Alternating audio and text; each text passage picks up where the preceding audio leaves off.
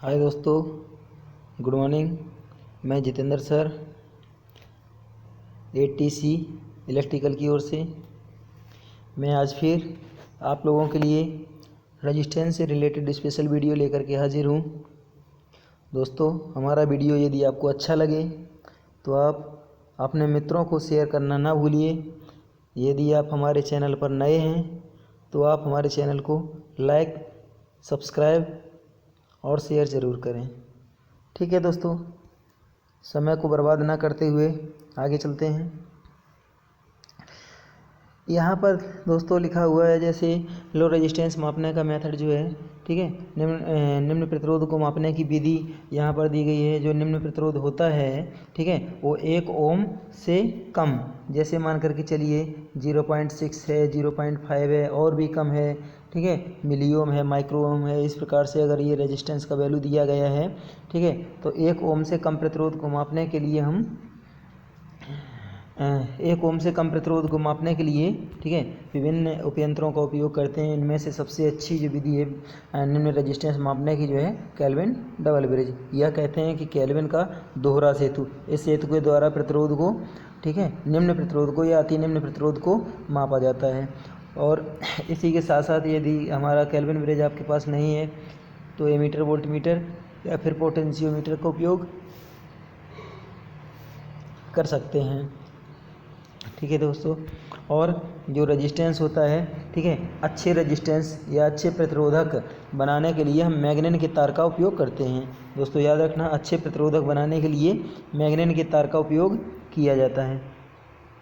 चलिए दोस्तों आगे चलते हैं। यहाँ लिखा है मध्यम प्रतिरोध या मीडियम रेजिस्टेंस। जब मीडियम रेजिस्टेंस मापने की बात आती है तो यहाँ मीडियम रेजिस्टेंस मापने के लिए हम क्या करते हैं, जो मीडियम रेजिस्टेंस होता है वो कितना होता है, 1 ओम से 1 ओम से 0.1 मेगा ओम। इसी को हम कह सकते हैं कि 1 ओम से 0.1 मेगा ओम का मतलब होता है 1 इंटू 10⁵ 1 इंटू 10⁵ ओम। ठीक है, तो यह हम यहाँ पर कह सकते हैं कि 1 ओम से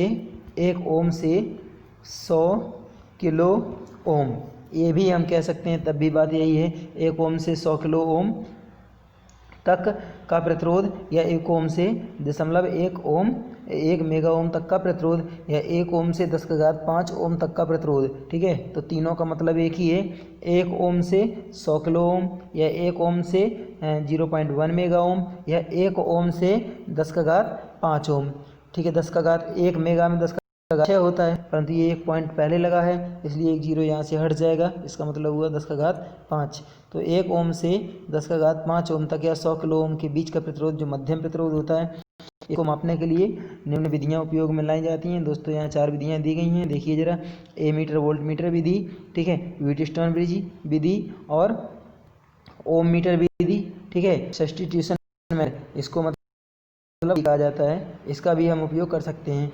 ठीक है, गुणनवादी विधि, इसका भी हम उपयोग रेजिस्टेंस को ज्ञात करने के लिए करते हैं।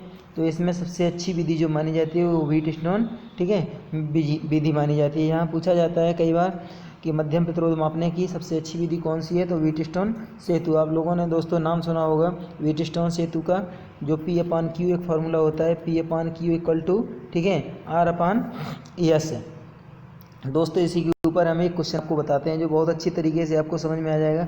व्हीटस्टोन जो सेतु होता है, व्हीटस्टोन सेतु से रिलेटेड जैसे अगर कोई क्वेश्चन आ गया, मान करके चलिए इस प्रकार से उसने पूछ दिया, इस प्रकार से कोई रेजिस्टेंस बनाए और इस प्रकार से उसने ये रेजिस्टेंस बनाए, ठीक है, ये रेजिस्टेंस इधर बनाए और इसका दे दिया जैसे 3 ओम, इसका दे दिया 4 ओम, ठीक है, और इसका दे दिया 5 ओम और इसका लिख दिया उसने x। तो इसका और यहाँ पर लगा दिया उसने डिटेक्टर या फिर गैल्वेनोमीटर। गैल्वेनोमीटर को दोस्तों डिटेक्टर भी कहा जाता है। और ये ए और बी पॉइंट दे दिए, ठीक है, ए और बी पॉइंट दे दिए। अब ए और बी पॉइंट के बीच नहीं रेजिस्टेंस पूछेगा, यहाँ इसका एक्स का वैल्यू पूछेगा।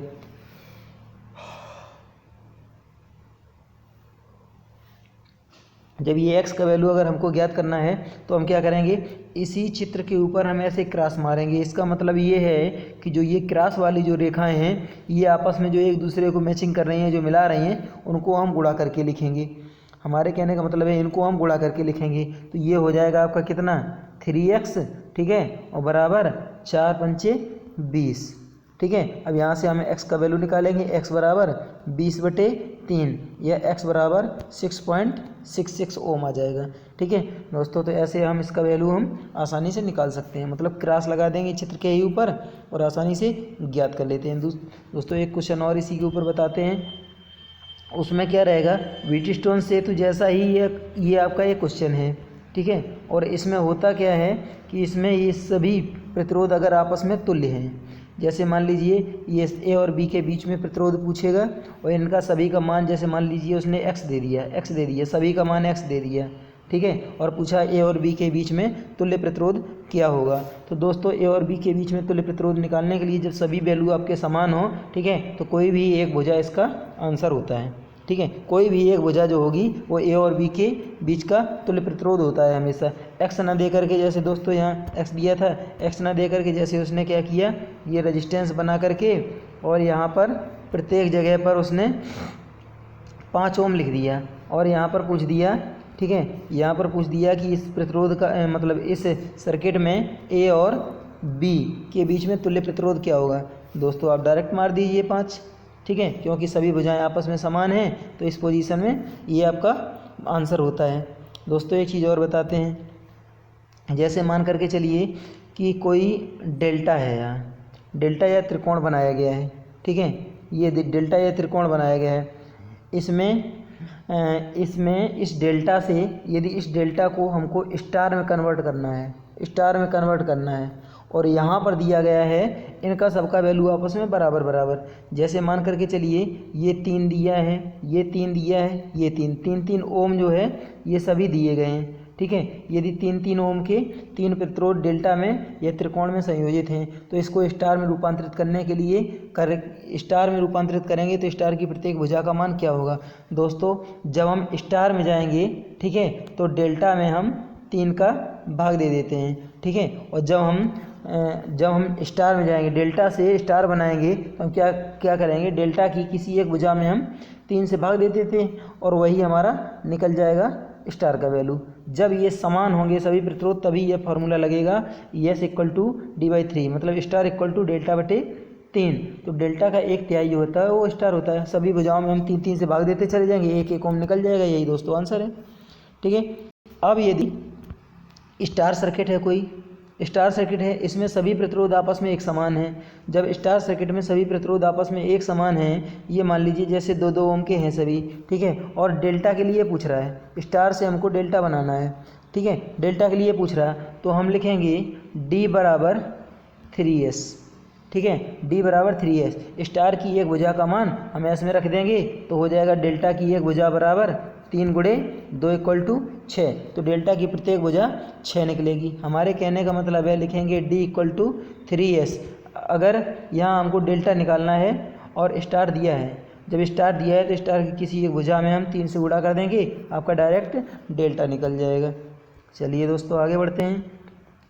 यहाँ पर लिखा है हाई रेजिस्टेंस को ज्ञात करने की सबसे अच्छी विधि कौन सी है। ये मान करके चलिए कि हाई रेजिस्टेंस मापने की सबसे अच्छी विधि अगर पूछी जाए तो मेगर से अच्छा कुछ भी नहीं होता है। सबसे अच्छी विधि जो होती है वो मेगर होती है। ठीक है, अगर पूछा जाए कि हाई रेजिस्टेंस होता कितने से कितने के बीच में है, तो यहाँ पर दोस्तों आ जाएगा क्या, अभी जो लिखे थे 10⁵ या 0.1 मेगा ओम या 10⁵ मेगा ओम से ऊपर का प्रतिरोध, 1 मेगा ओम से ऊपर का प्रतिरोध, या 100 किलो ओम से ऊपर का जो रेजिस्टेंस होता है वो आपका हाई रेजिस्टेंस होता है। इसको ज्ञात करने के लिए सबसे अच्छी विधि जो है वो आपका मेगर है। मेगर के द्वारा आसानी से इस रेजिस्टेंस को ज्ञात किया जा सकता है, क्योंकि मेगर जो है वो मेगा ओम में प्रतिरोध का मापन हमेशा करता ही है।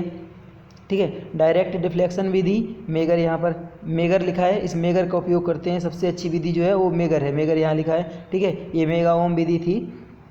लॉस एंड चेंज मेथड, इसका भी उपयोग करते हैं, लॉस एंड चेंज मेथड का। ठीक है, तो 4 विधियां यहाँ पर दी गई हैं प्रतिरोध को मापने की। Loss and change method, megger, direct deflection method, ठीक है, और मेगा ओम मेथड। तो इसमें जो है सबसे अच्छी विधि के बारे में जब पूछा जाएगा तो मेगर। हाँ दोस्तों, मेगर में होता क्या है कि मेगर होते हैं 2 प्रकार के, एक ट्रांजिस्टराइज्ड होता है मेगर और एक मेगर होता है एनालॉग टाइप। ठीक है, जो एनालॉग टाइप मेगर होता है इसमें हैंडल रहता है, मतलब ठीक है। तो इसमें जो हैंडल को हम घुमाते हैं तो उसकी स्पीड जो है 160 आरपीएम होना चाहिए। आरपीएम का मतलब होता है रिवोल्यूशन प्रति मिनट या घूर्णन प्रति मिनट, ये चीज़ होता है दोस्तों। ये मेगर जो होता है इसके अंदर पीएमएमसी ये परमानेंट मैग्नेट मूविंग कॉयल का उपयोग किया जाता है। ठीक है, यह permanent magnet moving coil type ये इंस्ट्रूमेंट होते हैं। जो इंस्ट्रूमेंट पीएमएमसी टाइप होते हैं वो हमेशा डीसी पर कार्य करते हैं। जो इंस्ट्रूमेंट एमसी टाइप होते हैं वो हमेशा एसी डीसी दोनों प्रकार करते हैं। दोस्तों याद रखेंगे, जो पीएमएमसी हैं वो केवल डीसी पर, जो एमसी टाइप हैं वो एसी और डीसी मतलब एसी और डीसी दोनों सप्लाई पर कार्य करते हैं। जो मेगर होता है, मेगर के यदि जैसे मान करके चलिए मेगर के जो टर्मिनल सिरे हैं, मेगर के टर्मिनल सिरे यदि ओपन हैं और हम हैंडल को घुमाते हैं, ठीक है, मेगर के जो ये टर्मिनल हैं ये ओपन हैं और जब हम हैंडल को घुमाते हैं तो ये रेजिस्टेंस जो है हमेशा इनफाइनाइट दर्शाएगा और इनको शॉर्ट करके जब हम हैंडल को घुमाएंगे, ठीक है, 160 आरपीएम पर, तो इसका रेजिस्टेंस जो है वो 0 दिखाएगा। चलिए दोस्तों आगे बढ़ते हैं। यहाँ पर देखिए, यहाँ पर लिखा है कि लो क्यू कॉयल, ये लो क्यू कॉयल लिखा है। इसका मतलब है 1 से क्यू फैक्टर का वैल्यू जब कम रहेगा तो इस वैल्यू को मापने के लिए हम एंडरसन ब्रिज का उपयोग करते हैं। आगे देखते हैं, यहाँ पर लिखा है मीडियम क्यू फैक्टर। मीडियम का मतलब जो क्वालिटी गुणांक का मान है ये 10 से कम और 1 से अधिक रहे।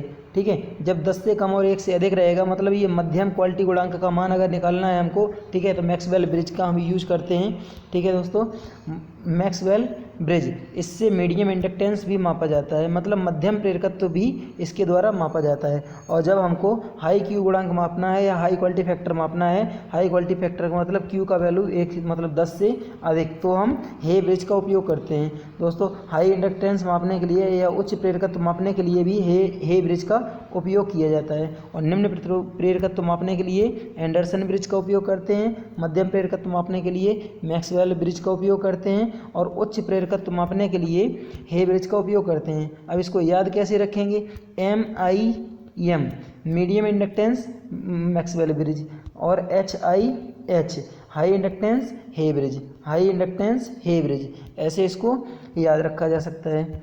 अब आगे देखते हैं दोस्तों, यहाँ पर एक सिस्टम दिया गया है। इस यंत्र का नाम, इस यंत्र को जो है हम सेंटर पंच कहते हैं। ये सेंटर पंच का जो है वो चित्र दिखाया गया है। ठीक है दोस्तों, यहाँ कुछ फंक्शन दिए गए हैं, फलन दिए गए हैं। इसके ऊपर जब क्वेश्चन आता है तो यहाँ पर दिया गया है, यहाँ पर ये क्वेश्चन दिया गया है, देखिए, इंटीग्रेटिंग द स्टेप फंक्शन। जब स्टेप फंक्शन का हम इंटीग्रेशन करेंगे मतलब समाकलन करेंगे तो कौन सा फंक्शन हमको प्राप्त होगा। स्टेप फंक्शन का जब हम समाकलन करते हैं, स्टेप फंक्शन यहाँ है, स्टेप फंक्शन का जब हम समाकलन करेंगे तो हमको रैंप फंक्शन प्राप्त होगा। इम्पल्स फंक्शन का जब हम समाकलन करेंगे तो स्टेप फंक्शन प्राप्त होगा। ऐसे ही रैंप का जब हम समाकलन करेंगे, जब हम रैंप का समाकलन करते हैं तो पैराबोलिक, ठीक है, प्राप्त होता है। अब इसके स्थान पर यदि समाकलन के स्थान पर यहाँ इंटीग्रेशन के स्थान पर डिफरेंशिएशन पूछ देता, तब क्या होता, जब डिफरेंशिएशन पूछ देता तब ये होता कि यहाँ से पैराबोलिक का हम डिफरेंशियल करेंगे, डिफरेंशिएशन या अवकलन करेंगे तो रैंप प्राप्त होगा। रैंप फंक्शन का अवकलन करेंगे तो स्टेप फंक्शन प्राप्त होगा। स्टेप फंक्शन का अवकलन करेंगे तो इम्पल्स फंक्शन प्राप्त होगा। ठीक है, इसको याद कैसे रखा जा सकता है, याद रखने के लिए हम लिखेंगे PRSI। ठीक है, इसको याद रखा जा सकता है। ठीक है, तो ये है अवकलन के लिए। जब हम अवकलन करेंगे तो पैराबोलिक से रैंप प्राप्त होगा और रैंप का अवकलन करेंगे तो स्टेप फंक्शन प्राप्त होगा। स्टेप फंक्शन का हम अवकलन करेंगे तो इम्पल्स फंक्शन प्राप्त होगा। दोस्तों याद रखना, इस क्वेश्चन में स्टेप फंक्शन का समाकलन करवाने के लिए बोला है तो रैंप इसका आंसर हो जाएगा। अगर यहीं पर इंटीग्रेशन न दे करके यहाँ पर डिफरेंशिएशन दे देता, ठीक है, या अवकलन दे देता, जब अवकलन करने के लिए देता तो स्टेप का अगर अवकलन करते, ठीक है, तो स्टेप का जब अवकलन करते तो इम्पल्स प्राप्त हो जाता, आंसर आपका पहला हो जाता। चलिए दोस्तों आगे क्या है, यहाँ पर यह है डेरिवेटिव मतलब डिफरेंशिएशन या अवकलन। जब हम अवकलन करेंगे स्टेप फंक्शन का तो हमको प्राप्त क्या होगा, स्टेप फंक्शन का जब हम अवकलन करेंगे तो प्राप्त क्या होगा। देखिए दोस्तों, स्टेप फंक्शन यहाँ है, इसका हम अवकलन करेंगे तो ऊपर वाला हमको प्राप्त होगा, मतलब इम्पल्स हमको प्राप्त होगा। स्टेप फंक्शन का अवकलन करेंगे तो इम्पल्स प्राप्त होगा, इसका आंसर पहला हो जाएगा। चलिए दोस्तों आगे देखिए, यहाँ पर शक्तियाँ होती हैं 3 प्रकार की जनरली, एक्टिव पावर, ठीक है, रिएक्टिव पावर और मतलब एक्टिव पावर ये है, ये रिएक्टिव पावर है, इसको अपरेंट पावर बोला जाता है, ठीक है। ये वास्तविक शक्ति है, वास्तविक शक्ति, वास्तविक शक्ति, प्रतिकारी शक्ति और आभासी शक्ति, 3 प्रकार की शक्तियाँ होती हैं, ठीक है। इनका फॉर्मूला आपके सामने यहाँ पर दिया ही गया है, इनको ट्रायंगल में भी दर्शाया जाता है, ठीक है। आभासी शक्ति को यहाँ पर VI को और इस साइड में VI साइन फाई को इधर दर्शाया जाता है और नीचे VI कास फाई को नीचे, एंगल यहाँ पर होता है, ठीक है। नीचे वाली एक्चुअल पावर या वास्तविक शक्ति, ये वाली आभासी शक्ति और ये वाली प्रतिकारी शक्ति होती है, ये वाली वास्तविक शक्ति, ये है आपकी आभासी शक्ति और ये है प्रतिकारी शक्ति। आभासी शक्ति होती है ट्रांसफार्मर में, वास्तविक शक्ति होती है जनरेटर में, मोटरों में, और ये शक्ति जो है ये कैपेसिटर के लिए होती है। कैपेसिटर का रेटिंग जो होता है kVAR होता है दोस्तों, ठीक है। आगे एक और यहाँ इलेक्ट्रॉनिक्स का एक क्वेश्चन दिया गया है। देखिए दोस्तों, यहाँ पर पूछा गया है in a BJT alpha and beta are related by the expression, कि मतलब अल्फ़ा और बीटा में क्या संबंध है। दोस्तों हमेशा याद रखना, अल्फ़ा और बीटा में संबंध, यदि हमको अल्फ़ा निकालना है, ठीक है, अल्फ़ा इक्वल टू होता है बीटा बटे 1 प्लस बीटा, ठीक है। अल्फ़ा इक्वल टू होता है बीटा बटे 1 माइनस बीटा, ये होता है। यहाँ पर देख लीजिए नीचे दिया गया है, मैं सही बता रहा था, यहाँ पर अल्फ़ा इक्वल टू होता है, अल्फ़ा इक्वल टू बीटा बटे 1 प्लस बीटा, ये इसका अल्फ़ा का होता है। अगर अल्फ़ा के स्थान पे जब बीटा पूछेगा तो बीटा बराबर होता है अल्फ़ा बटे 1 माइनस अल्फ़ा, ठीक है। अब दोस्तों एक बात और, यहाँ पर ये दोनों मतलब अल्फ़ा और बीटा, ये दोनों के दोनों धारा गेन या करंट गेन कहलाते हैं, ये दोनों के दोनों धारा गेन हैं। अब इसमें अल्फ़ा गेन का मान हमेशा 1 से, ठीक है, 1 से कम होता है और बीटा गेन का मान हमेशा 50 से 250 के बीच होता है, ठीक है। अल्फ़ा गेन और बीटा गेन ये दोनों के दोनों गेन जो हैं ये धारा गेन के अंतर्गत आते हैं, ठीक है दोस्तों। ऐसे ही और भी संबंध होता है गामा में, ठीक है। गामा बराबर 1 प्लस बीटा, या फिर हम लिख सकते हैं 1/1 माइनस अल्फ़ा। फिर से देख लीजिए, gamma equal to 1/1 minus alpha, ठीक है, या फिर इसी के बराबर में होता है 1 प्लस बीटा। ये संबंध गामा का होता है। गामा का यहाँ पर दोस्तों दिया नहीं गया है, ठीक है। थैंक यू दोस्तों। अगर हमारा वीडियो आपको अच्छा लगे तो आप लाइक सब्सक्राइब करें और शेयर करें, अपने मित्रों को इसको शेयर करना ना भूलना दोस्तों। थैंक यू दोस्तों।